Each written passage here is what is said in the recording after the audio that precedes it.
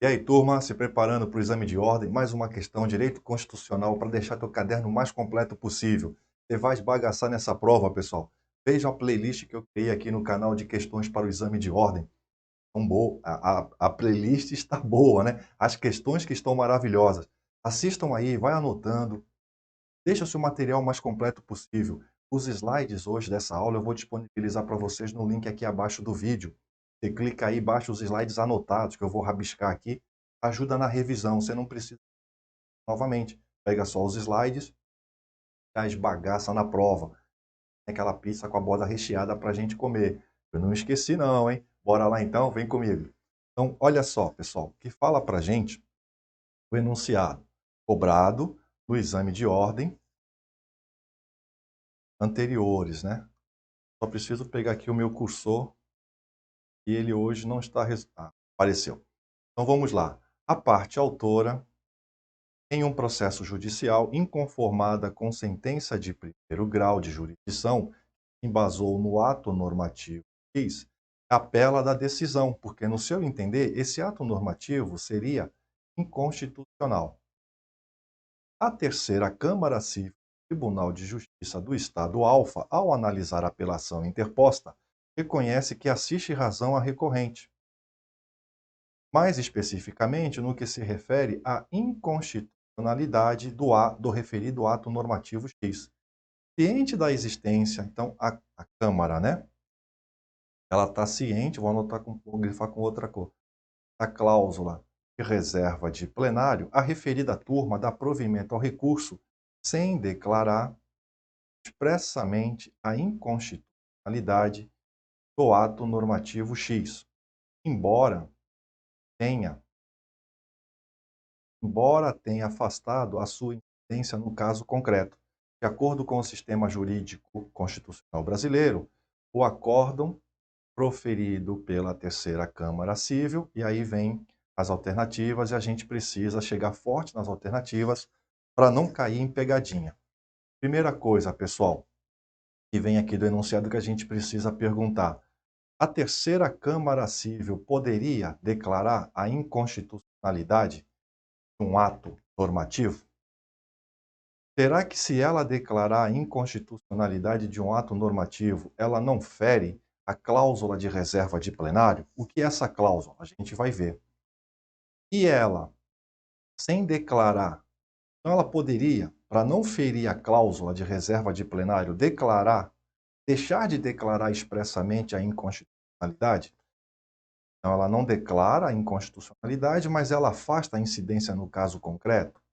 Então, vamos lá entender cada um desses institutos. Primeira coisa, pessoal, a cláusula de reserva de plenário, ela tem previsão expressa na Constituição, lá no artigo 97. Fala para a gente o artigo 97. Olha, a cláusula de reserva de plenário somente, na verdade, né, somente pode ser por amarelo. Somente pode, pelo voto da maioria absoluta dos membros ou dos membros do respectivo órgão especial, os tribunais declarar a inconstitucionalidade de lei ou de ato normativo do poder público. Então, o que é essa cláusula de reserva de plenário? Então, vamos lá. Olha só, turma. O que acontece? Os atos normativos, eles nascem com uma presunção relativa de constitucionalidade. Então, se apenas um membro do tribunal pudesse declarar a inconstitucionalidade, geraria uma insegurança, porque, olha, quem elabora os atos normativos, em regra, são representantes do povo, eleitos diretamente. E os membros do Poder Judiciário, a gente sabe que não são eleitos diretamente pelo povo. Então, para evitar essa insegurança, e também esse desrespeito ao princípio de que as normas são constitucionais, essa é a regra, a Constituição exige que um tribunal de justiça, vejam bem, é tribunal de justiça, então essa cláusula de reserva de plenário, ela não se aplica para o juiz do primeiro grau. Vou deixar bem grandão aqui, ó, porque vai ficar no material aí que eu vou disponibilizar. Para o juiz, então, para o juiz não se aplica a reserva de plenário. Como é que você vai aplicar a reserva de plenário maioria absoluta se o juiz de primeiro grau é órgão, é apenas um juiz, é um órgão monocrático? Não dá para ser aplicado. Então, para o juiz, não se exige reserva de plenário. Para os tribunais, precisa de cláusula de reserva de plenário. Vem cá. Então, quando a Constituição fala, olha, a maioria absoluta dos membros, ela quer aqui se referir ao pleno. Então, é a maioria dos membros daquele tribunal, todos os membros daquele tribunal, pela sua maioria absoluta.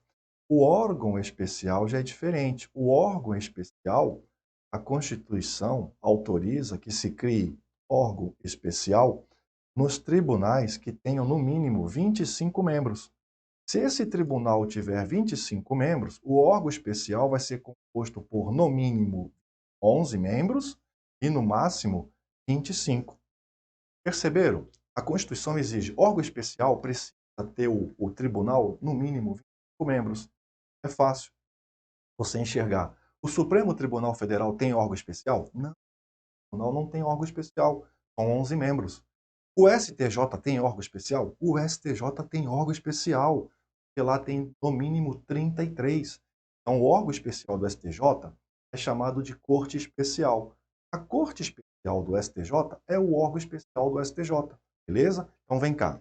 Então, a gente já entendeu que a cláusula de reserva de plenário é uma previsão expressa na Constituição que exige que os tribunais de justiça, para declarar a inconstitucionalidade, por que você está falando assim, Rogério? Você tem a língua presa? Não. Inconstitucionalidade por quê? Para declarar a constitucionalidade do ato normativo, não precisa obedecer à cláusula de reserva de plenário, porque a Constituição exige, olha aqui, ó, para declarar a inconstitucionalidade da lei ou ato normativo. Então, cláusula de reserva de plenário, recapitulando, é a cláusula que exige maioria absoluta dos tribunais para declarar a inconstitucionalidade de um ato normativo ou de uma lei. Tudo bem até aqui?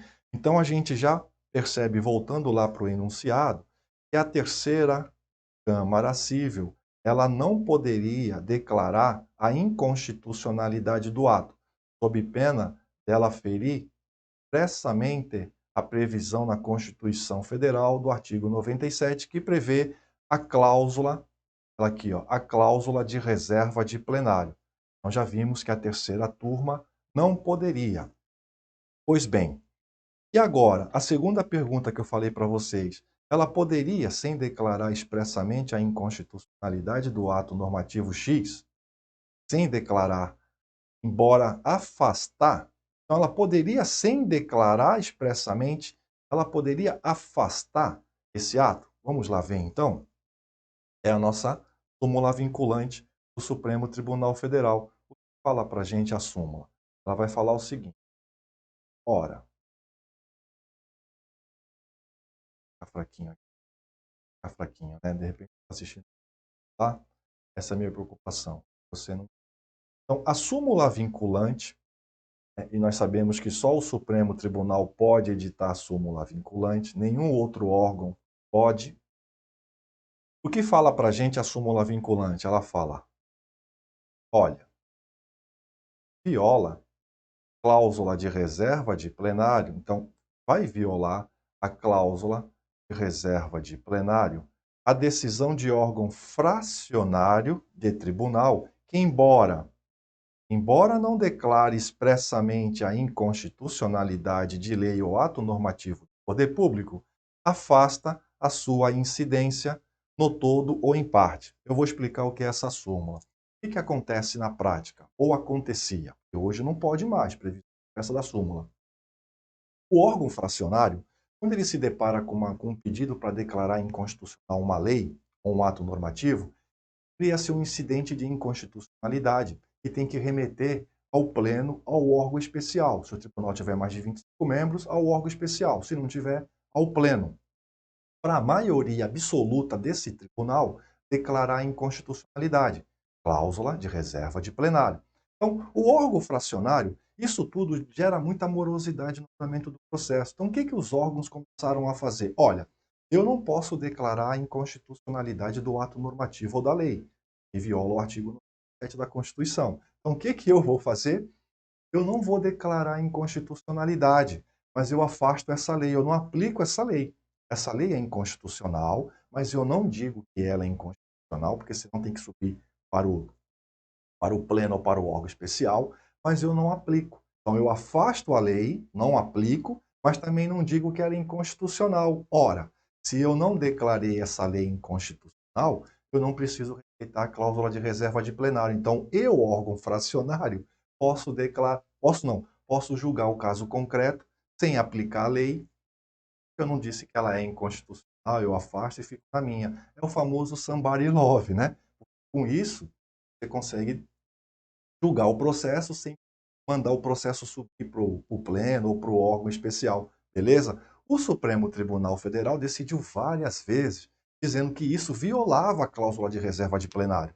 E decidiu tantas várias vezes, vem cá, que ele acabou por editar a súmula vinculante número 10, que fala, olha, órgão fracionário, mesmo que você não declare mesmo que você não declare a inconstitucionalidade, aqui, ó, mesmo que você não declare expressamente a inconstitucionalidade e você afaste a incidência da norma, você viola a cláusula de reserva de plenário, porque você está dando somebody love no artigo 97 da Constituição, que é um artigo que foi previsto justamente para gerar segurança jurídica. Porque o ato normativo ou a lei, em regra, eles são elaborados pelos parlamentares ou pelo chefe do Poder Executivo, né, medida provisória. Então, o que acontece? São membros eleitos diretamente pelo povo. E os membros do Poder Judiciário, nós sabemos que eles não são eleitos pelo povo. Então, um único membro do Poder Judiciário declarar nulo um ato feito pelos representantes do povo, isso geraria uma insegurança jurídica, violaria o princípio, né, que as normas, os atos normativos, que as leis, eles são presumidos constitucionais. Então, isso tudo, pessoal, deságua aqui, na cláusula de reserva de plenário, para dar uma segurança jurídica, e o Supremo, na súmula 10, disse que mesmo que não declare, mas que afasta, no caso concreto, a aplicação daquela lei, isso também viola a cláusula de reserva de plenário. Então, agora a gente consegue voltar aqui para o enunciado e tentar tirar o máximo agora de elementos para a gente poder conversar. Então, nós já vimos que a terceira Câmara Civil não poderia realmente declarar. Como fica fácil quando você resolve questões desse jeito, pessoal, sem aquela afobação. Tenho alunos que falam, Rogério, resolvi 100 questões hoje. Legal, é válido. Mas você prestou atenção nas 100? Se essas questões caírem amanhã na prova, você conseguiria lembrar tudo que você resolveu? Porque você entendeu? Não, eu ia só na correta ali, ia fazendo rapidinho. Ó, eu considero esse estudo perda de tempo, porque você está só lá a ler passando nas questões. Pega uma questão, entenda ali o que o examinador quis fazer, o que ele quis que você tivesse para resolver. Você começa a entender a banca. Fala, olha, eu começo a dançar junto com a banca, beleza? Então vem cá. Então olha só.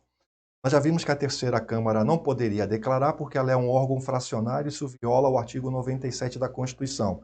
Nós vimos também que, segundo o Supremo Tribunal Federal, mesmo que ela não declare expressamente a inconstitucionalidade e ela afaste a sua incidência no caso concreto, para o Supremo Tribunal Federal, súmula vinculante 10, isso viola também a cláusula de reserva de plenário. Beleza? Turma, visto isso, a gente vai agora para as alternativas. Então vamos lá. A alternativa A fala assim para a gente, ó, está juridicamente perfeito. Então, espera aí, vamos lá ver de novo o enunciado? Fala, olha, a terceira Câmara Civil, né, ela não declarou expressamente a inconstitucionalidade, mas ela afastou, no caso concreto, a incidência do ato. Isso viola a súmula 10. Então, o acórdão proferido pela terceira turma civil disse a alternativa A: está perfeito. Opa, está perfeito não. Pelo contrário, posto que nessas circunstâncias a solução constitucionalmente expressa é o afastamento da incidência, no caso concreto, do ato normativo. Não, que a norma inconstitucional não é o afastamento, pelo contrário, é a declaração de inconstitucionalidade do ato normativo, que contraria a Constituição, só que pelo artigo 97 da Constituição tem que respeitar a reserva, a cláusula de reserva de plenário. Era o erro da alternativa A. A alternativa B fala, não segue os parâmetros constitucionais. Olha, até aqui, perfeito, pois deveria ter declarado expressamente a inconstitucionalidade do ato que fundamentou a sentença proferida pelo juiz Ocó. Aqui era o erro, ó. Declarado, não. A terceira turma do tribunal não pode, porque ela viola também a cláusula de reserva de plenário. Então, a terceira turma do tribunal não pode declarar o ato inconstitucional. O que ela teria que fazer? Ela tem que remeter ou para o pleno ou para o órgão especial. Tá? Era o erro da alternativa B.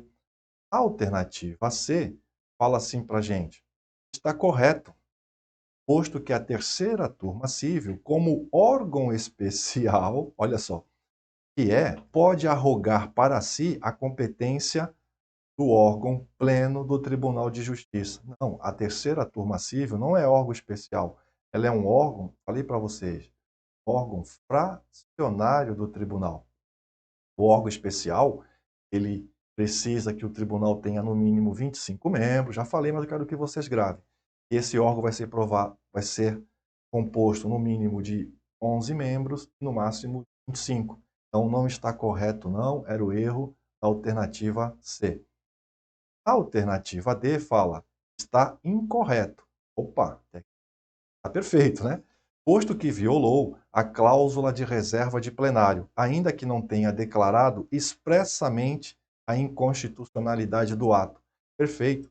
Violou o artigo 97 da Constituição, cláusula de reserva de plenário, e violou a súmula 10, súmula vinculante 10 do Supremo Tribunal Federal. Assinala a alternativa D e já olha para o fiscal com aquela cara de, meu, estou na segunda fase. Turma, espero realmente estar contribuindo. Anota isso daí, vou deixar esse material aqui produzido para vocês no link aqui abaixo. Baixe esse material, reveja aí, a letra não é muito bonita, mas a minha intenção é te ajudar. Bons estudos e fiquem com Deus.